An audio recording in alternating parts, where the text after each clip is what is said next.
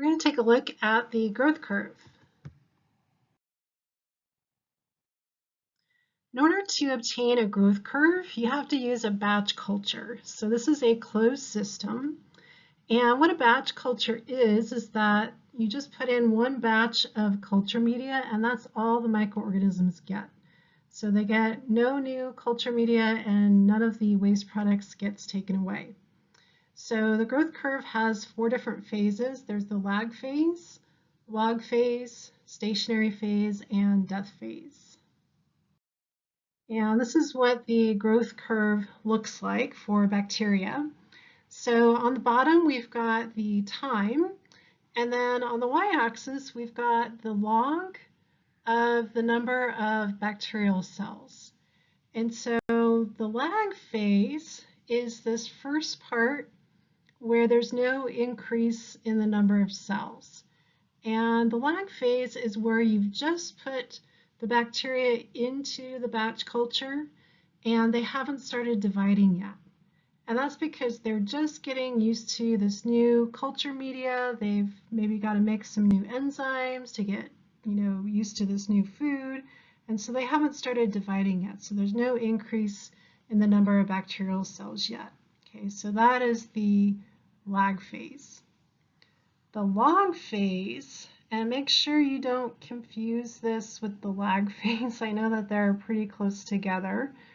But the log phase, notice that you've got this diagonal line going up. And remember we said that whenever you've got this diagonal line, when you've got the log of the number of bacterial cells, that indicates exponential growth.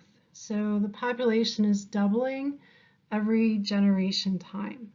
So the log phase is when they're really taking off and they're doubling every time interval. And then the stationary phase is where they plateau and the number of cells no longer is increasing. So what happens is the number of new cells is equal to the number of cells that are dying. So there's no overall increase in cells, but there's no decrease in cells, and so you kind of get this plateau. And then the death phase is when they start to die, and notice that you've got this diagonal line again. Okay, and remember that means exponential, so they're dying at an exponential rate. Okay, so they don't all just die at once, but they're going to die exponentially. So this just explains what's going on in each of the phases of the growth curve. And remember the lag phase? That's just that first phase when you first put the bacteria into that batch culture and there's no increase in the number of cells. So they haven't started to divide yet and they're just getting used to their new home. Okay, so maybe they're making some enzymes, getting ready to divide, but they haven't started dividing yet.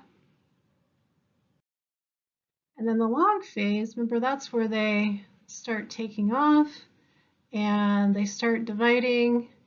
You get that diagonal line. So there's that log phase. And so they're going to be doubling in number every generation time. Okay, so they're going to be growing exponentially during the log phase. And then during that stationary phase, that's where they're going to reach that plateau and their numbers are not going to continue going up anymore. And what happens is they are still dividing, but the number of new cells is equal to the number of cells that are dying. So there are some cells that are starting to die, some of them are still dividing, but there's no net increase in cells. So what happens during the stationary phase, because you're not putting any new culture media in and you're not removing any of the waste products, they're starting to run out of food. The waste products are building up, maybe they're running out of oxygen, and they're also starting to run out of room. Okay, they're getting really crowded in there. And then during the death phase, this is when things in the batch culture start to get pretty bad. So food is just about out and waste products are getting really high, and so they start dying exponentially. They don't all die at once. If they all died at once, then the graph would just all go down, they would all just die at once like that, but they die exponentially. So some die, and then a little bit later more die, so they die exponentially. What we do see in the death phase is that we do have some of the bacterial cells that become dormant. So they realize that conditions are not great, and so they're like, well, I think we'll just go dormant and maybe things will get better later. And so we call these dormant cells persister cells. Okay, and these persister cells are actually a problem in medicine. The problem is that if this happens in the patient and these bacterial cells become dormant while you're treating the patient with antibiotics, the antibiotics do not kill persister cells. So the problem with persister cells is that antibiotics don't kill them.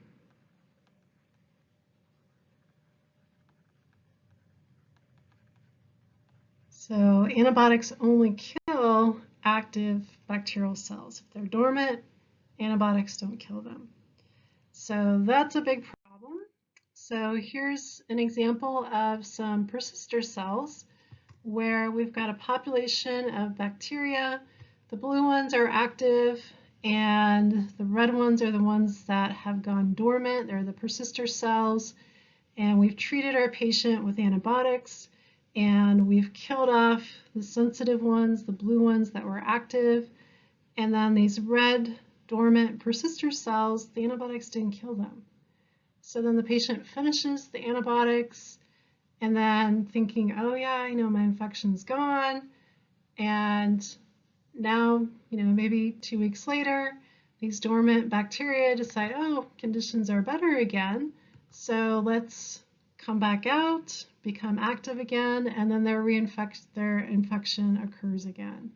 And so we can sometimes see that with recurrent infections in patients. It's because of these persister cells. So the antibiotics weren't able to kill them, and then they come back to life, they wake up again, and then they recause the infection again. Okay, we can also do continuous cultures of microorganisms. We can grow them in open systems instead of closed systems like these batch cultures we just talked about. And we're going to use what's called a chemostat. Okay, this is a continuous culture system. And the big benefit of this is that it maintains the cells in the growth curve in that log phase. So we end up maintaining our culture here in this log phase.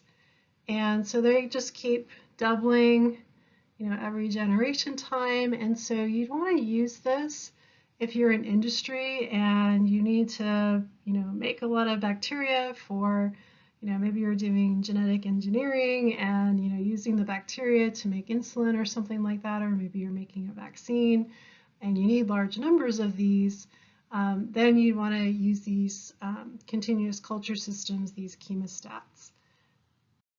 So how these chemostats work is they will just continuously add brand new culture media into the containers. So you keep adding fresh food. And then at the bottom, they keep removing the old culture media with the waste products. And then that way they keep the conditions ideal for the bacteria in there. And so they keep dividing and dividing, and you keep them in that log phase, and they keep doubling every generation time.